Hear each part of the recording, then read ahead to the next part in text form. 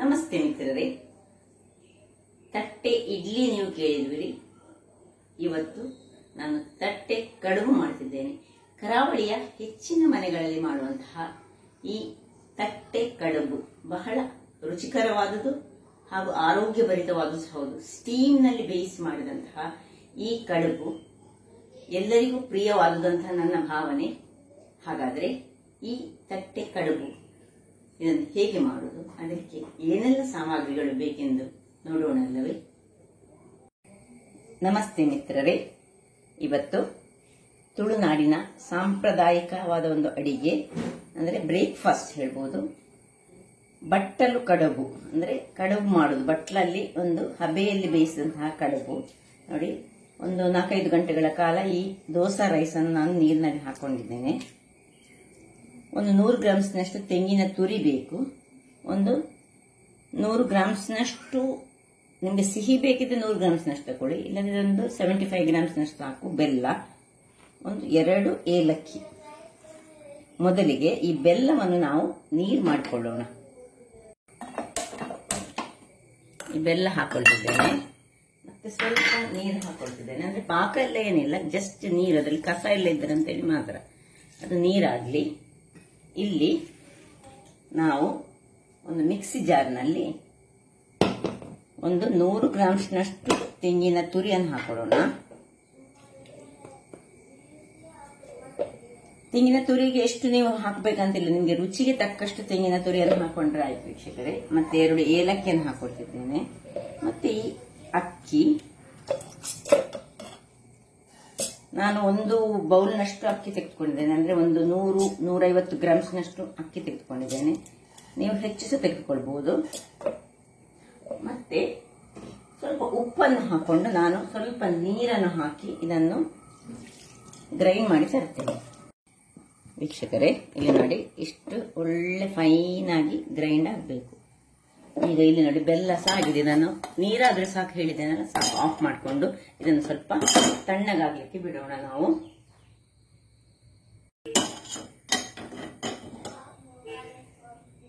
ಇದು ಸ್ವಲ್ಪ ತಣ್ಣಗಾಗದೆ ಇದನ್ನು ಇದಕ್ಕೆ ಮಿಕ್ಸ್ ಮಾಡಲಿಕ್ಕೆ ಆಗುದಿಲ್ಲ. ಈಗ ಇದನ್ನು ಇದಕ್ಕೆ ಹಾಕೊಳ್ಳೋಣ. ಈಗ ದಪ್ಪ ಉಂಟು, ಸ್ವಲ್ಪ ಬೆಲ್ಲದ ನೀರು ಹಾಕಿದ ಮೇಲೆ ನಾವು ಸ್ವಲ್ಪ ಅದನ್ನು ಹದಕ್ಕೆ ಮಾಡಿಕೊಳ್ಳೋಣ. ಯಾಕೆ ಹೇಳಿದರೆ ಇದು ನೀರು ದೋಸೆ ಅಷ್ಟು ತೆಳು ಆಗಬಾರ್ದು, ಅದಕ್ಕೆ ಸ್ವಲ್ಪ ದಪ್ಪ ಬೇಕು ನಮಗೆ. ನೋಡಿ, ಎಲ್ಲ ಹಾಕೊಳ್ತಿದ್ದೇನೆ. ನೀರನ್ನು ನಾನು ಸೇರಿಸ್ತಾ ಇಲ್ಲ ವೀಕ್ಷಕರೇ. ಇಲ್ಲಿ ನೋಡಿ, ಬೆಲ್ಲ ತಣ್ಣಗಾಗಿದೆ. ಇಲ್ಲಿ ನಾನೊಂದು ಪಾತ್ರೆಯಲ್ಲಿ ನೀರು ಬಿಸಿ ಆಗ್ಲಿಕ್ಕೆ ಇಟ್ಟಿದ್ದೇನೆ, ಅದು ಕುದಿಬೇಕೀಗ. ಇಲ್ಲಿ ಈ ಬೆಲ್ಲದ ನೀರನ್ನು ಇದಕ್ಕೆ ಶಿಫ್ಟ್ ಮಾಡೋಣ.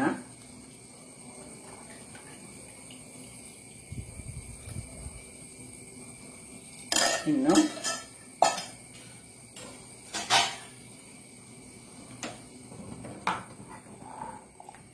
ನೋಡಿ, ಹೀಗೆ ಕಲಡಿಸಿಕೊಳ್ಬೇಕು. ಒಳ್ಳೆ ಏಲಕ್ಕಿಯ ಘಮ ಘಮ ಪರಿಮಳ ಸಹ ಬರ್ತಾ ಉಂಟು ನೋಡಿ. ಈ ಕನ್ಸಿಸ್ಟೆನ್ಸಿಯಲ್ಲಿ ನಮಗೆ ಬೇಕು. ತುಂಬಾ ದಪ್ಪ ಇರಬಾರ್ದು, ತುಂಬಾ ನೀರು ಸಹ ಆಗಬಾರ್ದು. ನೀರಾದ್ರೆ ಸಹ ಸರಿ ಆಗುದಿಲ್ಲ ಅದು. ಈಗ ಇಲ್ಲಿ ಒಂದು 2 ಪ್ಲೇಟ್ ತೆಗೆದುಕೊಂಡ್ರೆ, ಯಾವುದೇ ಸೈಜ್ನ ಪ್ಲೇಟ್ ತೆಗೆದುಕೊಳ್ಬಹುದು. ಅದನ್ನು ನಾವು ಸ್ವಲ್ಪ ಚಂಡಿ ಎಲ್ಲ ಇಡಬಾರ್ದು ಅಷ್ಟೇ. ಅದಕ್ಕೆ ಸ್ವಲ್ಪ ತುಪ್ಪವನ್ನು ಸವರಿಕೊಳ್ಳೋಣ. ನೋಡಿ, ನಾನು ಬೇರೆ ಬೇರೆ ಸೈಜ್ ತೆಗೆದುಕೊಂಡಿದ್ದೇನೆ. ಒಂದೇ ಸೈಜ್ ಇಂಥದ್ದೇ ತೆಗೆದುಕೊಂಡ್ರೆ ಸಾಕ್ತದೆ. ಇದಕ್ಕೆ ಫಿಟ್ ಆಗುವಂಥದ್ದು, ಈ ಒಂದು ಪಾತ್ರೆಗೆ ಫಿಟ್ ಆಗ ನೋಡಿ, ಇದಕ್ಕೆ ಫಿಟ್ ಆಗ್ತದೆ. ಇನ್ನು ನೋಡಿ, ಇದು ಸಹ ಹಾಗೆ ಇದಕ್ಕೆ ಫಿಟ್ ಆಗುವಂಥದ್ದು ನಾವು ತೆಗೆದುಕೊಳ್ಬೇಕು. ಸ್ವಲ್ಪ ನಿಮ್ಮದು ಬ್ರಷ್ ಇದೆ, ಬ್ರಷ್ ಅಲ್ಲಿ ಗ್ರೀಸ್ ಮಾಡಿಕೊಳ್ಳಿ.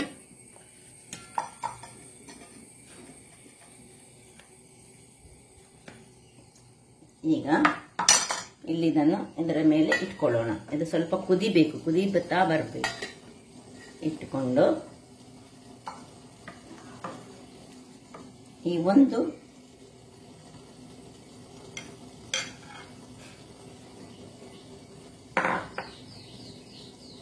ಇಷ್ಟನ್ನು ಹಾಕಿ ಅದು ಹಬೆಯಲ್ಲಿ ಒಂದು 5 ನಿಮಿಷ ಇದರ ಮೇಲೆ ಸ್ವಲ್ಪ ತೆಂಗಿನ ತುರಿಯನ್ನು ಉದುರಿಸಿಕೊಳ್ಳೋಣ.